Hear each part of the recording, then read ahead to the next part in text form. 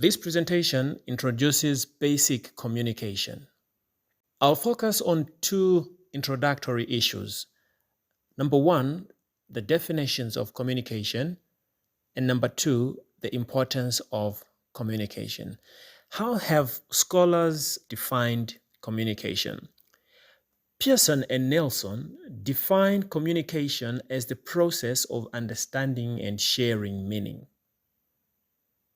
Sharing meaning can come in the form of how you say what you say, the choice of words that you use, your style of writing, for example, even your selection of social media channel to use, the brands that you wear, and even your use of non-verbal communication. All those define what we mean by the sharing of meaning.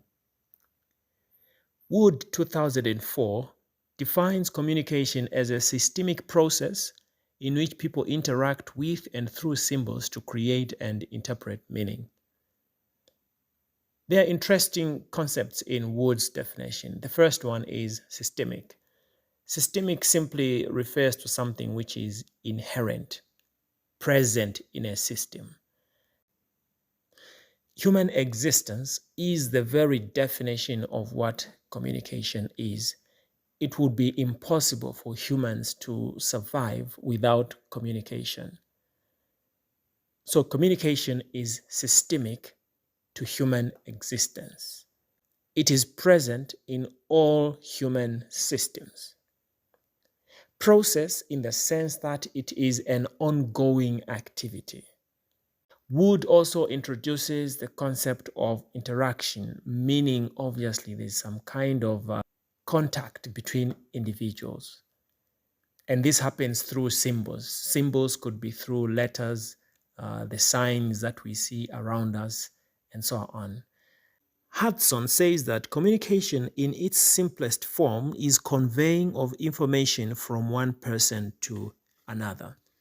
So those three definitions of communication have given us a number of concepts that we can use to come to a greater understanding of what we mean by communication.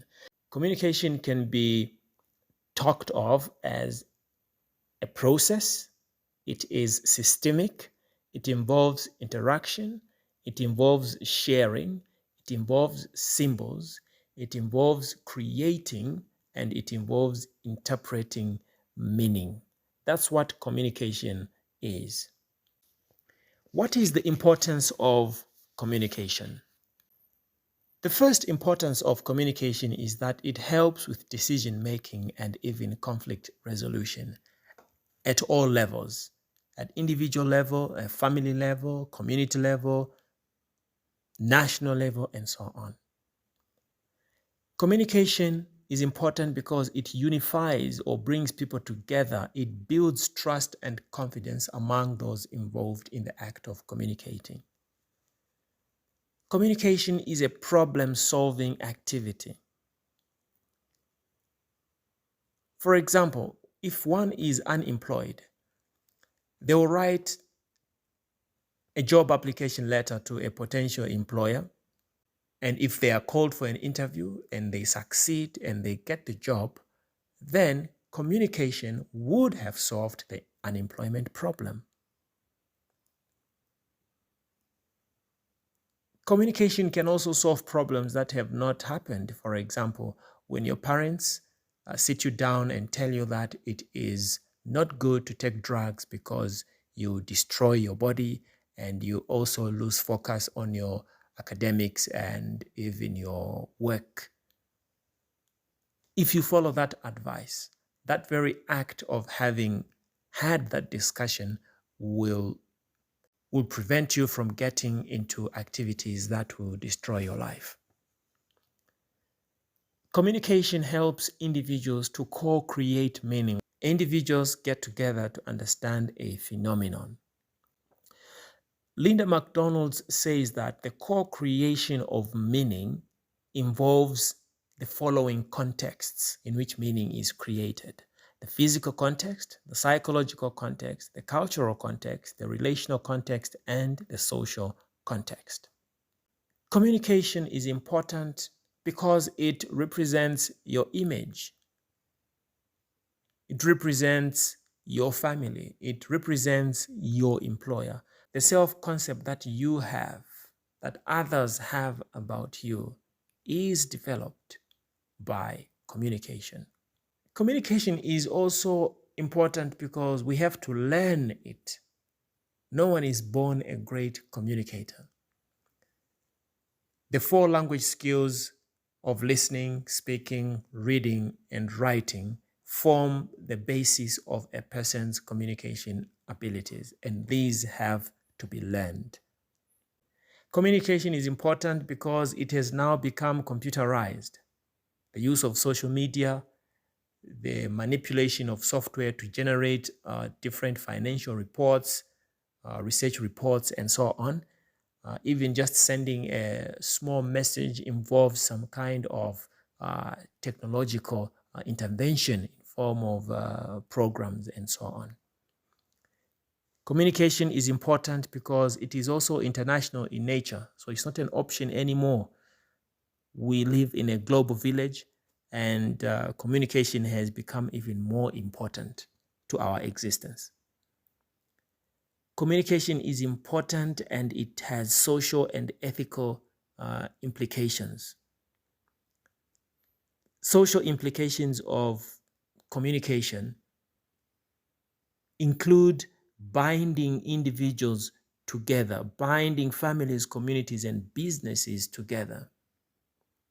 So there's a network around us that ensures that communities survive as a result of communication. That is the social implication or the social relevance of communication.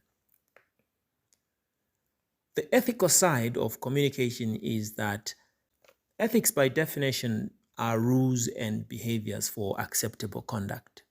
And communication operates within ethical dimensions.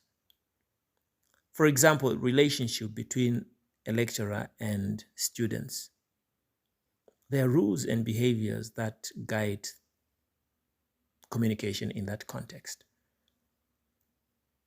Even communication within a family, communication within an organization also is bound by certain rules and regulations. Communication is also important for legal reasons. Any word that a person uses in a negative way can tarnish the reputation of someone and can land one into legal troubles. For example, the defamation of character.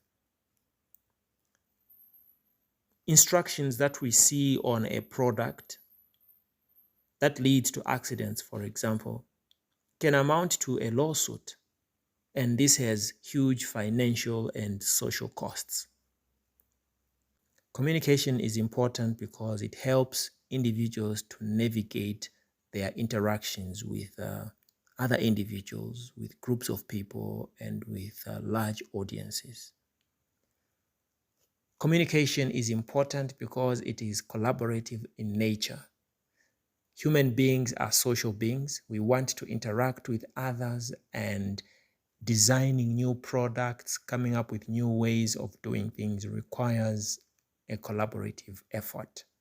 People coming together to get things done.